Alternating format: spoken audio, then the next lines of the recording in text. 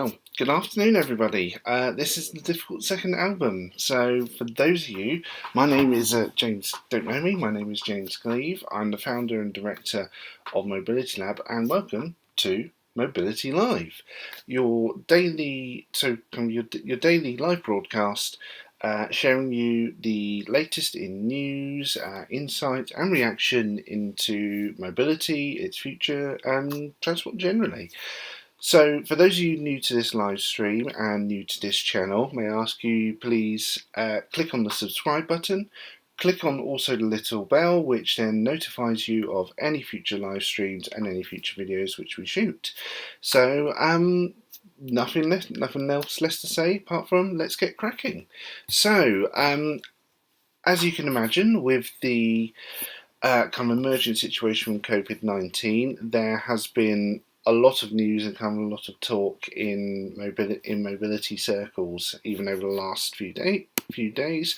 But one of the most noticeable announcements came this morning from the UK Department for Transport, where it committed to, well, it says up to £400 million to keep England buses running.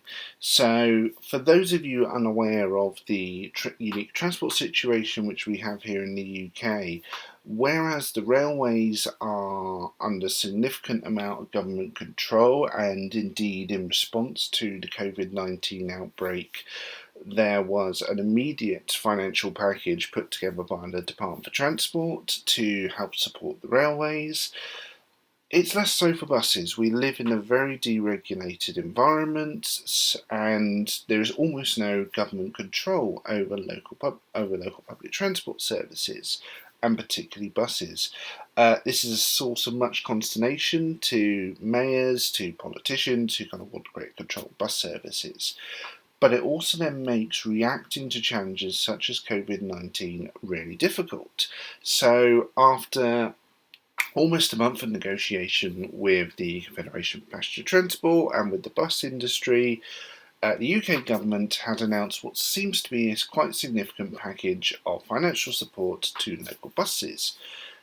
And this is really important because whilst the railways may almost like occupy this kind of romantic place within the psyche of British when it comes to public transport, buses are actually far more important. They carry at least, I can't remember the exact figures, but I believe it's at least 2 or 3 times more passengers per year compared to local train services, and they are one of the most significant ways by which people get around, particularly those who are on low incomes. And so having this substantial financial support mechanism is really important to them. So what does this then actually constitute? It constitutes 3 things. So firstly, there's 167 million for over the next 3 months for direct subsidy of bus services. This is based upon an agreement with bus operators that they'll reduce their current service levels by around about half. Many of them have already done that in any case, particularly some of the operators near me. But also, the available capacity on each bus will be capped at a maximum of 50%. This is to ensure that there is a greater degree of social distancing, and it's then able to meet public health obligations. So the Confederation Passenger Transport are quite happy with this deal, and they are generally supportive. I've yet to have any reaction from local bus operators, but bearing in mind some of the operators who I know around where I live, who have seen their demand crash by around 80-90%, having this form of financial support, even if it's just for 3 months, will be significant. So you're thinking, well, okay, 167 million, that's still got over half of it left, James.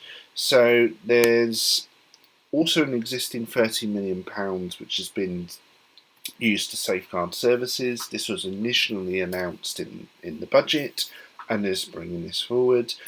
But the lion's share of this is actually the bus service operator grant.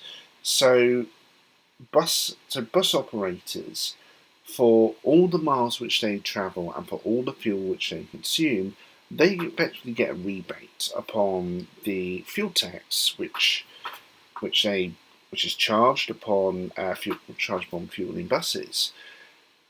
And so many years ago, this was reduced by 50%. This then led to a loss of services.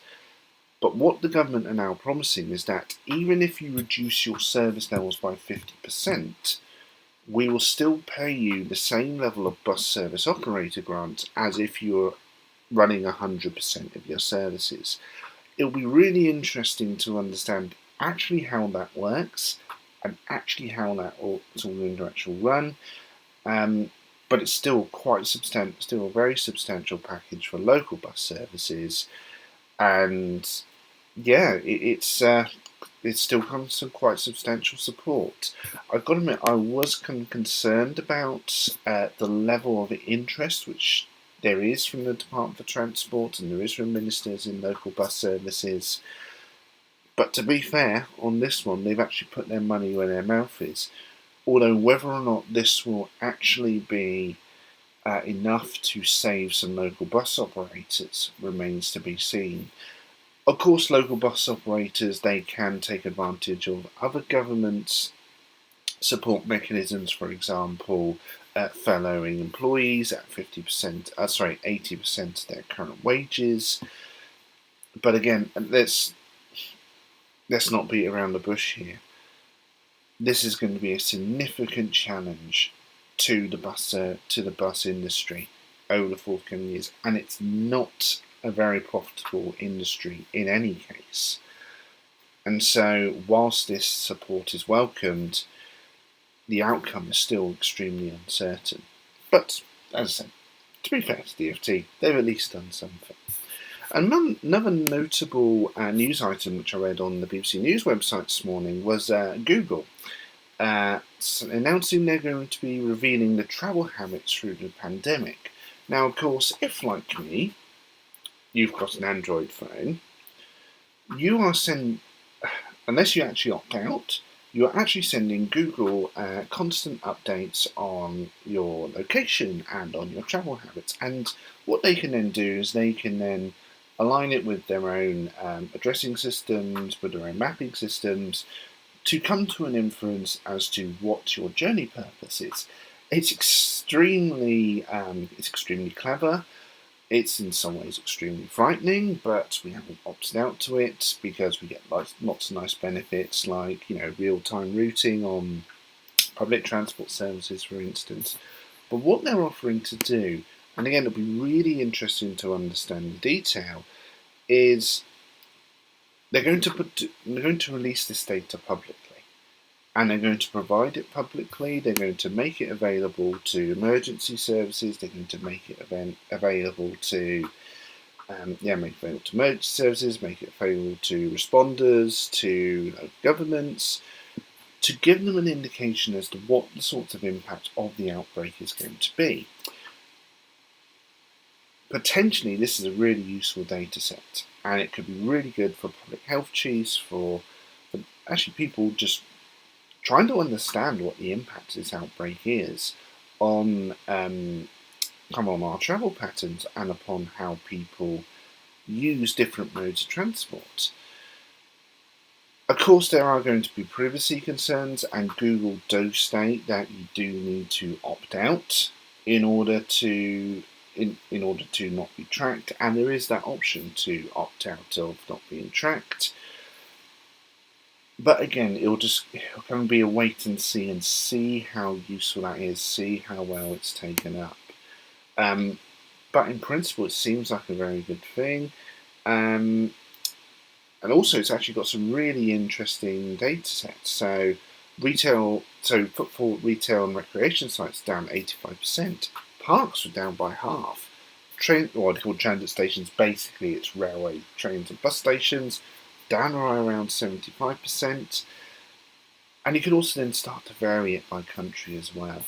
And it's a really useful insight to understand what the impact of all this has been. And it'll also be interesting to see how that then varies by different types of area. So, for example, as a rural area, see more substantial change in urban areas or vice versa. So again, that's actually really useful initiatives, really potentially useful insight. Again, it just then depends upon how people then look to use it. So that's kind of all I really wanted to cover today. Come for a couple of reasons. Firstly, unfortunately, I've got a lot of other things on at the moment, and you can probably tell I'm not feeling particularly well at the moment. I don't have the symptoms of COVID-19, thank God. So hopefully it'll come to nothing. But please tune in again on Monday to for another episode of Mobility Live. Please also leave your comments and please your comments below so I can make improvements to this cast, make improvements to the show. I'm always trying to learn as I go along, and your comments are really important in doing this. So in the meantime, thank you all very much for tuning in, and you have a great weekend and stay safe. Bye.